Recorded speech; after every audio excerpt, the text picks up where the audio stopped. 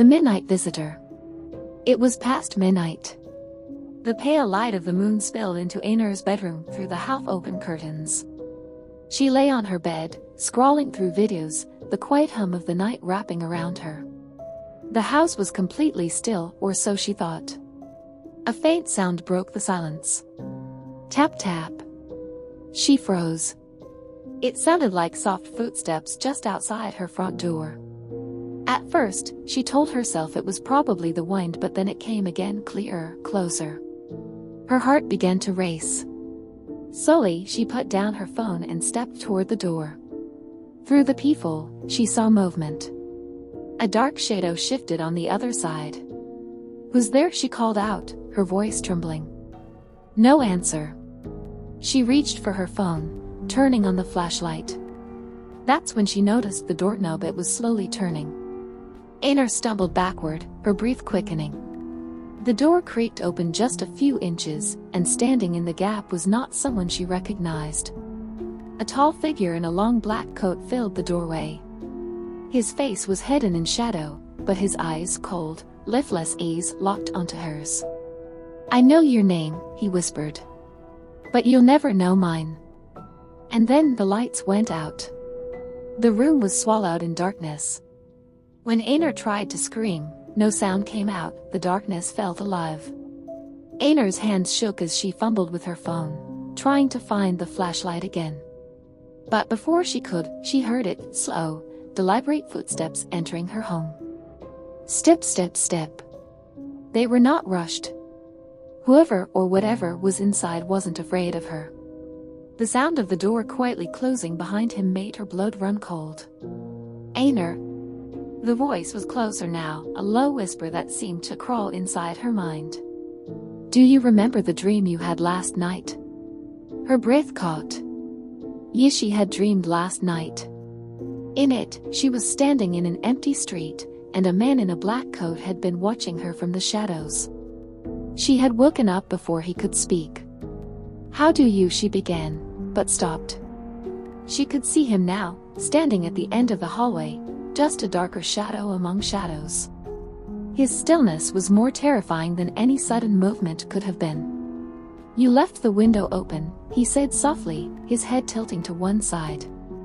"I came in once before." "You didn't see me then."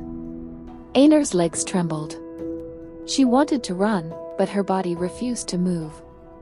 The man's whisper grew heavier, almost inside her ear now. "I didn't come here to hurt you." He paused. "But to make sure you never forget me." The hallway light flickered on by itself, and for the first time, she saw his face. It was pale, almost inhuman, with eyes that reflected no light, and a faint, unnatural smile curling at the corners of his lips.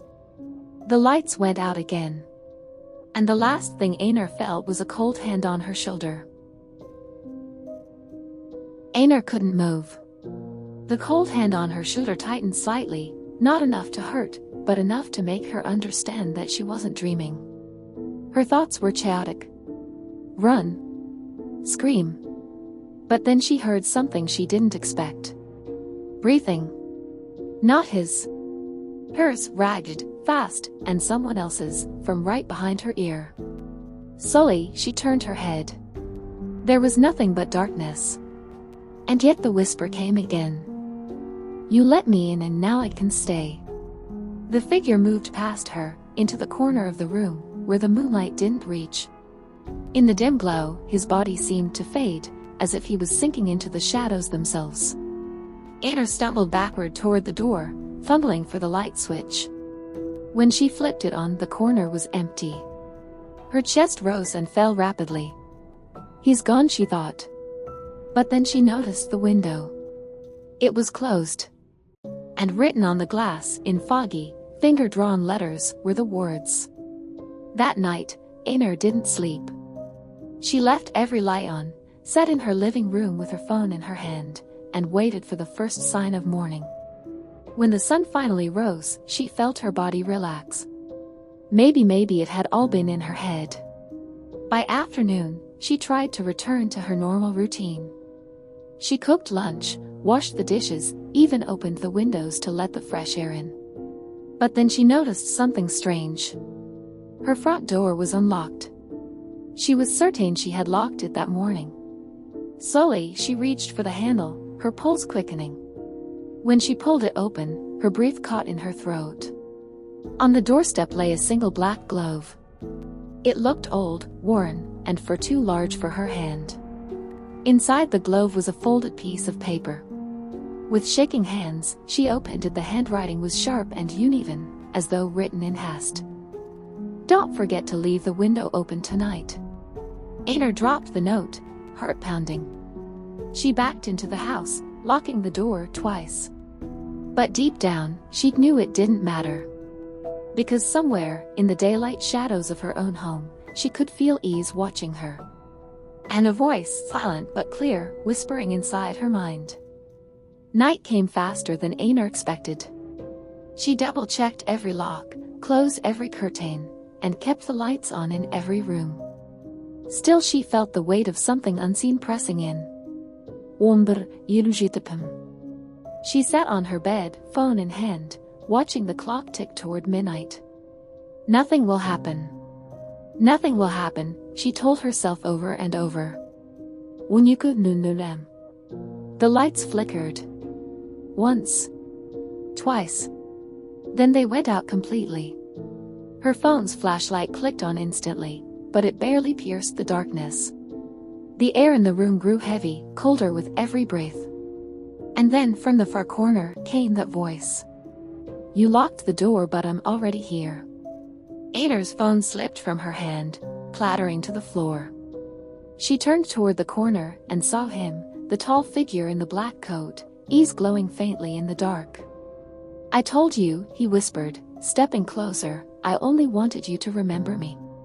His voice was calm, but it carried something deeper, a promise.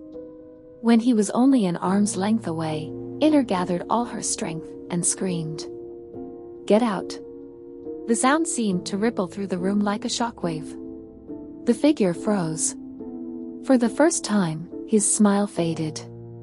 The lights flickered back on, and he was gone. Silence. Her knees gave way, and she sank to the floor, shaking.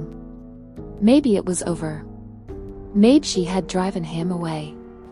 Then her phone buzzed. A new message. No number. No contact name. Just 4 words on the glowing screen.